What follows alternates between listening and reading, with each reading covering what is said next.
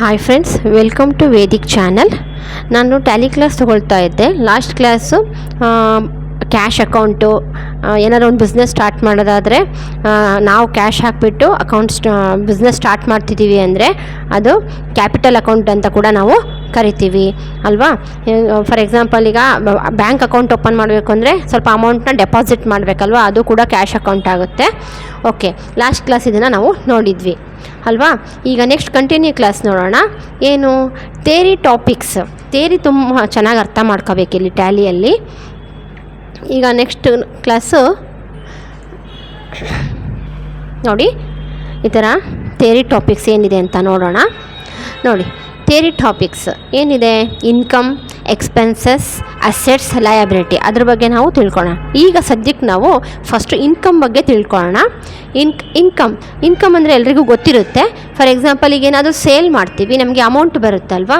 Okay, ಅದನ್ನು ನಾವು income ಅಂತ ಕರಿತೀವಿ. ಈಗ 9 ರೂಪೀಸ್ಗೆ ಪೆನ್ ತೊಗೊಂಡು ಅದನ್ನು 10 ರೂಪೀಸ್ಗೆ ಸೇಲ್ ಮಾಡಿದರೆ ಕೂಡ ಅದು ಕೂಡ ನಮಗೆ ಇನ್ಕಮ್ ಆಗುತ್ತೆ. ಅದೇ ರೀತಿ ಏನಾದರೂ ಕೋರ್ಸ್ ಫೀಸ್, ಈಗ ಫಾರ್ ಎಕ್ಸಾಂಪಲ್ ವೇದಿಕ್ ಇನ್ಸ್ಟಿಟ್ಯೂಟು, ಇಲ್ಲಿ ಕೋರ್ಸಸ್ ಕಲಿಸ್ತೀವಿ, MS ವರ್ಡು, ಎಕ್ಸೆಲ್ಲು, ಹೌದಾ, ಟ್ಯಾಲಿ ಕ್ಲಾಸಸ್ಸು. ಈಗ ಇದ್ರ ಕೋರ್ಸ್ ಫೀಸ್ ನಾವು ಕಲೆಕ್ಟ್ ಮಾಡ್ತೀವಲ್ಲ, ಅದು ಕೂಡ ಡೈರೆಕ್ಟ್ ಇನ್ಕಮ್ ಆಗುತ್ತೆ. ಅದೇ ರೀತಿ ಟ್ಯೂಷನ್ ಫೀಸ್, ನೀವೇನಾದರೂ ಟ್ಯೂಷನ್ಸ್ ಮಾಡ್ತಾ ಇದ್ದರೆ ಇದು ಕೂಡ ನಮಗೆ ಇನ್ಕಮ್ ಆಗುತ್ತೆ. ನೆಕ್ಸ್ಟ್, ಈಗ ಬ್ಯಾಂಕ್ ಇಂಟ್ರೆಸ್ಟ್, ಇದರಿಂದ ಕೂಡ ನಮಗೆ ಇನ್ಕಮ್ ಬರುತ್ತೆ. ಫಾರ್ ಎಕ್ಸಾಂಪಲ್, ಇದರಲ್ಲಿ ಒಂದು SB ಅಕೌಂಟು, ಇನ್ನೊಂದು ಕರೆಂಟ್ ಅಕೌಂಟ್ ಅಂತ ಬರುತ್ತೆ. SB ಅಕೌಂಟ್ ಅಂದರೆ ಸೇವಿಂಗ್ಸ್ ಅಕೌಂಟ್ ಅಂತ ನೀವು ಓಪನ್ ಮಾಡಿರ್ತೀರಾ, SB ಅಕೌಂಟ್ ಅಂತ ಕರೀತಾರೆ ಅದನ್ನು, ಸೇವಿಂಗ್ಸ್ನ. ಸೊ ನೀವು ಒಂದು 6 ತಿಂಗಳು ಅಥವಾ 3 ತಿಂಗಳು, 1 ವರ್ಷನೋ ನೀವು ಸ್ವಲ್ಪ ಅಮೌಂಟ್ನ ಅಲ್ಲೇ ಬಿಟ್ಟಿದ್ರೆ, ಅದನ್ನು ಬಿಡಿಸ್ಕೊಳ್ದೇ ಇದ್ದರೆ ನಮಗೆ ಬ್ಯಾಂಕ್ನವರು ಇಂಟ್ರೆಸ್ಟ್ ಹಾಕಿ ಕೊಟ್ಟಿರ್ತಾರೆ ಒಂದು 6 ಮಂತ್ಸ್ ಆಫ್ಟರ್.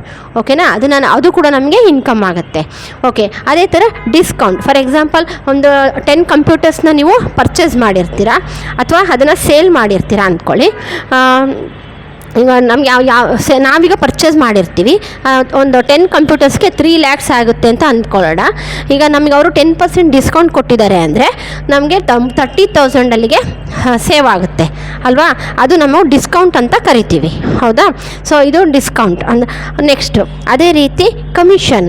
ಏನು, ನಾವೀಗ ಯಾವುದಾದ್ರೂ ವಸ್ತುನ ಬೇರೆಯವರಿಗೆ ಸೇಲ್ ಮಾಡಿ, ಈ ಒಂದು ವಸ್ತುನ ಯಾವುದಾದ್ರೂ ವಸ್ತು ಇರ್ಬೋದು, ಅದನ್ನು ಬೇರೆಯವರಿಗೆ ನಾವು ಕೊಡಿಸಿದ್ರೆ ನಮಗೆ ಈಗ ಮೀಡಿಯೇಟರ್ ಅಂತ ಅಂದರೆ ಬ್ರೋಕರೇಜಿಂಗ್ ಇಲ್ವಾ ಮಾಡೋದು. ಸೊ ಅವರಿಗೆ ಕಮಿಷನ್ ಬರುತ್ತೆ. ಈಗ ಫಾರ್ ಎಕ್ಸಾಂಪಲ್, ಯಾವುದೋ ಸೈಟ್ ಕೊಡಿಸ್ತಾರೆ ಅಂದ್ಕೊಳ್ಳಿ, ಬೇರೆ ಯಾರ್ದೋ ಸೈಟು ಇನ್ನೊಬ್ರಿಗೆ ಯಾರಿಗ ಕೊಡಿಸ್ತಾರೆ ಅಂದರೆ ಇಲ್ಲಿ ಇವರಿಬ್ಬರಿಗೂ ಅಲ್ಲಿ ಕನೆಕ್ಟ್ ಆಗಿರ್ತಾರೆ, ಇವರಿಗೆ ಈ ಕಮಿಷನ್ ಬರುತ್ತೆ ಅಲ್ವಾ, ಸೈಟ್ ಕೊಡಿಸ್ತವ್ರಿಗೆ. ಸೊ ಇದನ್ನು ನಾವು ಕಮಿಷನ್ ಅಂತ ಕೂಡ ಕರಿತೀವಿ. ನೆಕ್ಸ್ಟು ರೆಂಟ್ ರಿಸೀವ್ಡ್, ಇಲ್ಲೂ ಕೂಡ ನಮಗೆ ಇನ್ಕಮ್, ಕಮಿಷನ್ ಅಂದರೆ ಅದು ಕೂಡ ನಮಗೆ ಇನ್ಕಮ್ ಆಗಿರುತ್ತೆ. ನೆಕ್ಸ್ಟ್ ರೆಂಟ್ ರಿಸೀವ್ಡ್, ಈಗ ಫಾರ್ ಎಕ್ಸಾಂಪಲ್ ಮನೆ ಇರ್ಬೋದು ಅಥವಾ ಬಿಲ್ಡಿಂಗ್ ಇರ್ಬೋದು, ನಾವು ರೆಂಟ್ಗೆ ಕೊಟ್ಟಿರ್ತೀವಲ್ವಾ. ಸೊ ನಮಗೆ ಮಂತ್ಲಿ ರೆಂಟ್ ಬರುತ್ತಲ್ವ, ಅದು ಕೂಡ ಇನ್ಕಮ್ ಅಂತ ನಾವು ಕರಿತೀವಿ. ಓಕೆ, ಸೊ ಇನ್ಕಮ್ ಅಂದರೆ ಇದೆಲ್ಲ ಬರುತ್ತೆ: sales, course fees, tuition fees, bank interest, discount, commission, rent received. ನಮಗೆ ಅಮೌಂಟ್ ಯಾವುದಾದ್ರು ಬರುತ್ತಾ, ಅಮೌಂಟು ಈ ಯಾವುದೇ ಸೆಕ್ಷನಿಂದ ಇರ್ಬೋದು, ಯಾವುದೇ ಸೇಲ್ಸಿಂದ ಇರ್ಬೋದು, ನಮಗೆ ಅದನ್ನು ನಾವು ಇನ್ಕಮ್ ಅಂತ ಕೂಡ ಕರಿತೀವಿ. ಇದೆಲ್ಲ ಬರುತ್ತೆ ಇನ್ಕಮಲ್ಲಿ. ಇಲ್ಲಿರೋದು bank interest, discount, commission, rent received, sales, ಇದೆಲ್ಲ ಇನ್ಕಮಲ್ಲಿ ಬರುತ್ತೆ. ಇದನ್ನೆಲ್ಲ ಇನ್ಕಮ್ ಅಂತ ಕೂಡ ನಾವು ಕರಿತೀವಿ.